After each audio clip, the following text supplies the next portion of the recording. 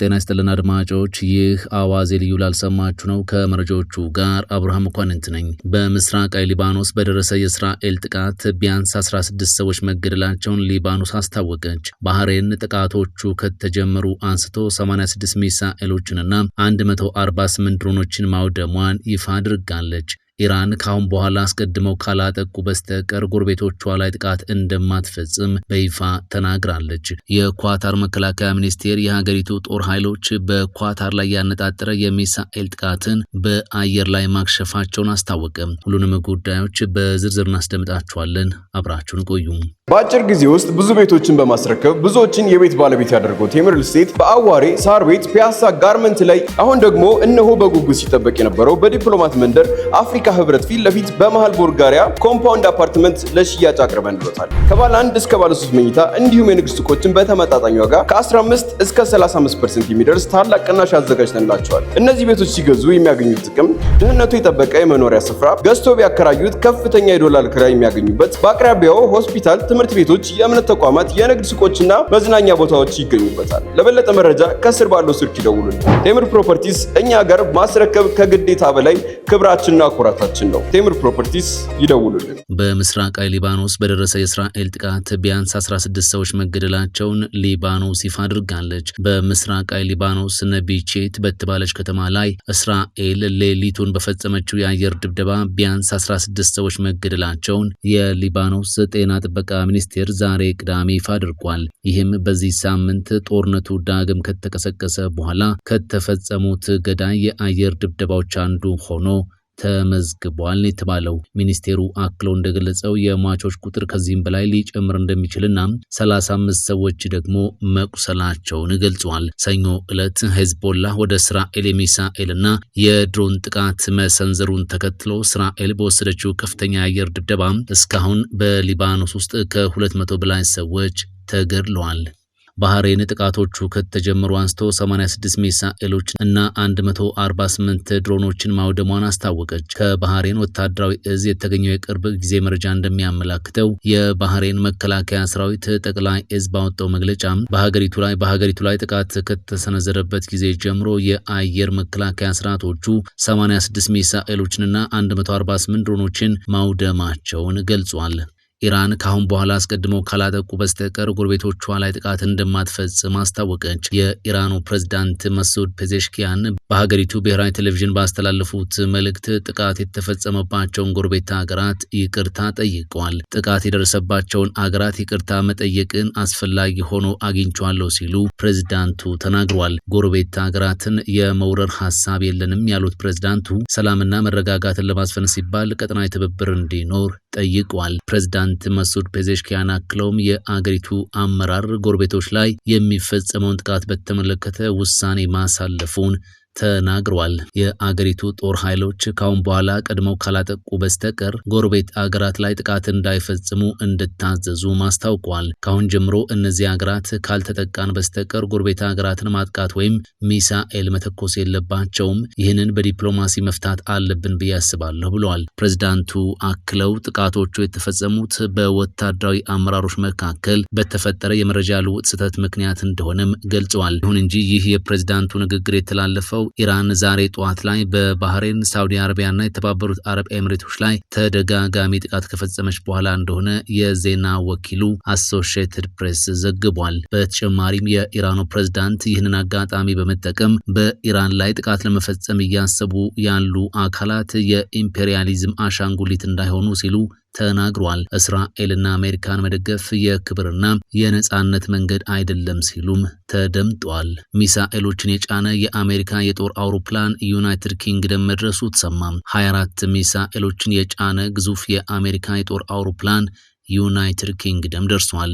ቢ1 ላንሰር የተባለው የአሜሪካ ቦምብ እና ሚሳኤል ጫኝ የጦር አውሮፕላን ዩኬ ግላውስታሼር በሚገኘው የአሜሪካ አየር ኃይል ያረፈው ትላንት አርብ እንደሆነ ተነግሯል። አሜሪካ በዩኬ የጦር አውሮፕላኗን እንድታሳርፍ ጠቅላይ ሚኒስትር ኪር ስታርመር ፈቅደዋል። ሮያል ኤርፎርስ ኤርፊልድ በተባለው ጦር ሰፈር ያረፈው የአሜሪካ የጦር አውሮፕላን ጥቅም ላይ መዋል የሚችለው የኢራንን የሚሳኤል ጥቃት ለመከላከል ብቻ እንደሆነ ዩኬ ዩኬ አስታውቃለች። የጦር አውሮፕላኑ 4 አብራሪዎች ያሉት ሲሆን 41.8 ሜትር እርዝመትና 86 ቶን ክብደት እንዳለው ተነግሯል። ቦይንግ እንደሚለው አሜሪካ ካሏት የአየር መሳሪያዎች ፈጣኑ ሲሆን በሰዓት 1448.4 ኪሎ ሜትር መብረር ይችላል። የአሜሪካ መከላከያ ሚኒስትር ፒት ሄግሴት በኢራን ላይ የሚፈጸመው ጥቃት እጅጉን ሊባባስ ነው ሲሉ ያለፈው ሐሙስ አስጠንቅቀዋል።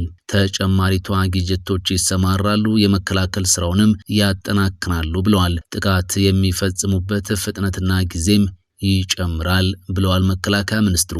የኳታር መከላከያ ሚኒስቴር የሀገሪቱ ጦር ኃይሎች በኳታር ላይ ያነጣጠረ የሚሳኤል ጥቃትን በአየር ላይ ማክሸፋቸውን አስታወቀ።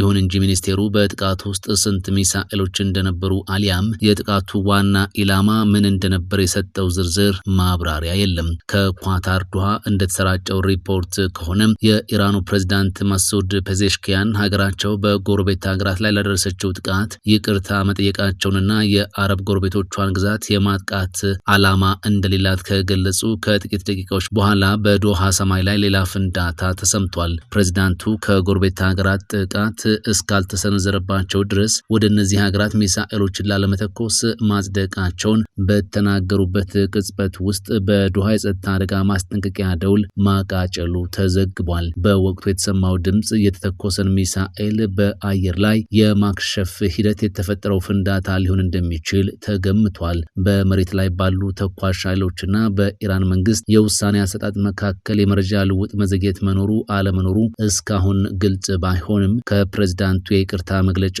በኋላ ወዲያውኑ ይህ የማክሸፍ ፍንዳታ ድምፅ መሰማቱ ግን መረጋገጡን ዘገባው አክሎ አስረድቷል። የኢራን እስላማዊ አብዮታዊ ዘብ በሆርሙዝ ወሽመጥ በኩል ሲያልፍ የነበረ የነዳጅ ጫኝ መርከብ ላይ ጥቃት መፈጸሙን አስታወቀም። አብዮታዊ ዘቡ በቴሌግራም ቻናሉ ባወጣው መረጃ ፕሪማ የሚል ስያሜ ያለው ነዳጅ ጫኝ መርከብ በወሽመጡ በኩል መተላለፍ እንደማይችል በባህር ኃይሉ የተሰጠውን ተደጋጋሚ ማስጠንቀቂያ ችላ በማለቱ በድሮን መመታቱን ገልጿል። ከጠበኛ አገራት ጋር አጋር የሆኑ ነዳጅ ጫኝና የንግድ መርከቦች በሆርሙዝ ወሽመጥ በኩል ማለፍ እንደማይፈቅድላቸው ወታደራዊ ኃይሉ አስገንዝቧል። በዓለም ላይ ካሉ ወሳኝ የኃይል ማጓጓዣ መስመሮች አንዱ የሆነው የሆርሙዝ ወሽመጥ ከዓለም አቀፉ የነዳጅና ጋዝ አቅርቦት 1/5 የሚሆነው ይተላለፍበታል። በመካከለኛው ምስራቅ እየተካሄደ ያለው ጦርነት የመርከብ መተላለፊያ መስመሩ ሙሉ እንዲቆም አድርጎታል። በዚህ ሳምንት መጀመሪያ የኢራን መንግስት በመስመሩ ለመተላለፍ የሚሞክሩ መርከቦችን በእሳት እንደሚያጋይ ዝቷል። ኢራን ይህንን ካለች በኋላ የአሜሪካው ፕሬዝዳንት ዶናልድ ትራምፕ አስፈላጊ ከሆነ የአሜሪካ ባህር ኃይል በዚያ የሚያልፍ መርከቦችን እንደሚያጅብ ተናግሯል። የኢራን አብዮታዊ ዘብ ቃል አቀባይ በበኩላቸው የአሜሪካ መርከቦች ለእጀባ ወደ አካባቢው እንዲልኩ አደፋፍረዋል። ቃል አቀባዩ አሊ መሐመድ ናኢኒ ኢራን የነዳጅ ማመላለሻ መርከቦችን የማጀብ እርምጃን በደስታ ትቀበላለች። የአሜሪካ ኃይሎችም የሆርሙዝ ወሽመጥን ለመሻገር በዚያ ይገኛሉ። በነገራችን ላይ እኛም መምጣታቸውን እየተጠባበቅን ነው ሲሉ ለአገሪቱ መንግስት መገናኛ ብዙሃን መናገራቸውን ሮይተርስ ዘግቧል። አሜሪካውያን ማንኛውም ውሳኔ ላይ ከመድረሳቸው በፊት በአውሮፓውያኑ 1987 የአሜሪካው ግዙፍ የነዳጅ ጫኝ መርከብ ብሪጅተን ላይ የተፈጠረውን እሳት እንዲሁም በቅርቡ ኢላማ የተደረጉ የነዳጅ ማመላለሻ መርከቦችን እንዲያስታውሱ እንመክራለን ብለዋል። በአጭር ጊዜ ውስጥ ብዙ ቤቶችን በማስረከብ ብዙዎችን የቤት ባለቤት ያደርገው ቴምር ሪል ስቴት በአዋሬ ሳር ቤት ፒያሳ ጋርመንት ላይ አሁን ደግሞ እነሆ በጉጉት ሲጠበቅ የነበረው በዲፕሎማት መንደር አፍሪካ ህብረት ፊት ለፊት በመሃል ቦልጋሪያ ኮምፓውንድ አፓርትመንት ለሽያጭ አቅርበንልዎታል። ከባለ 1 እስከ ባለ 3 መኝታ እንዲሁም የንግድ ሱቆችን በተመጣጣኝ ዋጋ ከ15 እስከ 35% የሚደርስ ታላቅ ቅናሽ አዘጋጅተንላቸዋል። እነዚህ ቤቶች ሲገዙ የሚያገኙት ጥቅም ደህንነቱ የጠበቀ የመኖሪያ ስፍራ፣ ገዝቶ ቢያከራዩት ከፍተኛ የዶላር ክራይ የሚያገኙበት፣ በአቅራቢያው ሆስፒታል፣ ትምህርት ቤቶች፣ የእምነት ተቋማት፣ የንግድ ሱቆችና መዝናኛ ቦታዎች ይገኙበታል። ለበለጠ መረጃ ከስር ባለው ስልክ ይደውሉልን። ቴምር ፕሮፐርቲስ እኛ ጋር ማስረከብ ከግዴታ በላይ ክብራችንና ኩራታችን ነው። ቴምር ፕሮፐርቲስ ይደውሉልን። ፈጣን ያልተሰሙ መረጃዎችንና ትኩስ የኪነ ጥበብ ዜናዎችን ለማግኘት የቁም ነገር ሚዲያ የዩቲዩብ ቻናልን በመቀላቀል ቤተሰብ የሆኑ ቻናላችንን ሰብስክራይብ ያድርጉ። በቲክቶክም አለን። ቁም ነገር ሚዲያ ኦፊሻል ብለው ይከተሉን። እናመሰግናለን። ቁም ነገር ሚዲያ፣ ለቁም ነገር እንሰራለን።